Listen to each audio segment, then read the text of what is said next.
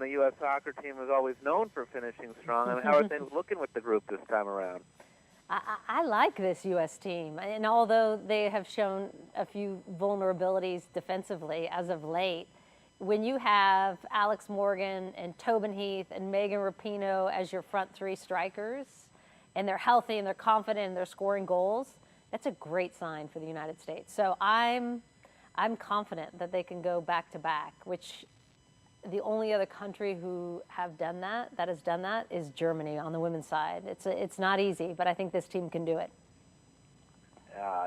Let's hope so. I mean, I'm feeling old. It's been, I was reminded, it's been 20 years I know. for you. I mean, well, what do you remember? What are some of the special memories about your experiences doing that?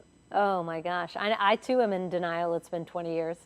The thing I love most about that group, one, it is always nice to win. I'm not going to lie, but that it was just such a neat group of women, and we had so much fun together. The thing that I always miss with that group is there was just constant laughter every day, and pranks and jokes and joy to what we were doing. And that's what I want kids to see, because youth sports, as we've seen today, can get so intense, is to bring back that fun and that joy into it.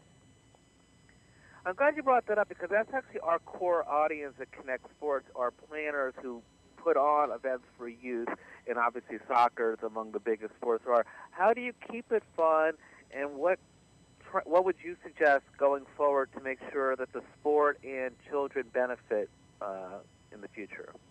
Well, I think the two keys to keeping it fun are, one, the parents, of course.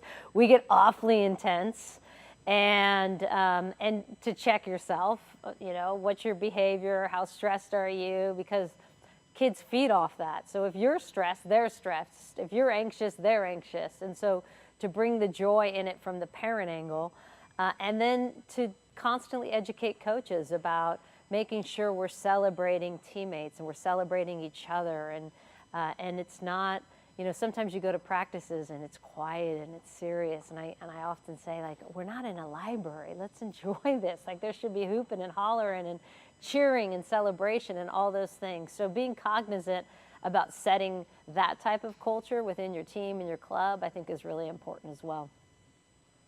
There's also, I'm sure you've heard this and maybe even believe it, as this would be the question, that there's a school of thought about maybe focusing too much on being like the Alex Morgan or a Julie Foudy, focusing too much on one sport. Are you a big proponent of, especially at the young ages, trying your hand at lots of different sports just to see what's best for you? Oh, absolutely. I've never been a proponent of specializing in a sport early.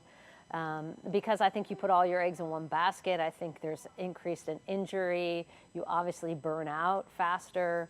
And so I have kids who are 10 and 12, and they're playing everything. And I will encourage them through high school to play everything. And maybe when they get to college, they'll start to specialize a little bit more. But I just think it's a healthier approach all around. With your kids, do you ever have to, like, downplay their expectation of, like, how well you achieve going forward? Because obviously it's a big shadow playing sports with a mom like you. Oh, heck no. I wear my Olympic medals down for breakfast while I'm cooking in the kitchen. I just remind them all the time what I did and who I am. And no, we don't, it's never been, we don't have a lot of photos up in the house. It's not, we obviously, people talk about it, but I want them to play for their love of the sport, not because I'm telling them to. Well, obviously, anybody who sees you on TV knows that you stay in amazing shape all these years later. I know you want to talk about how you do it, so tell people what we can do, people like me who need it. Yeah, well, there's a virtual race that Dick's is starting, because May is National Runners Month, and you just go to dicks.com/run. You pick your race, you pick your time, you pick your pace, when you want to do it, and hopefully we can attract all sorts of people getting out there and being healthy. And I'll get you out on this last question. I know we've been focusing on women's sports and whatnot, but what do you see for the men's soccer side? And are we going in the right direction? And what should we be doing that we maybe aren't right now?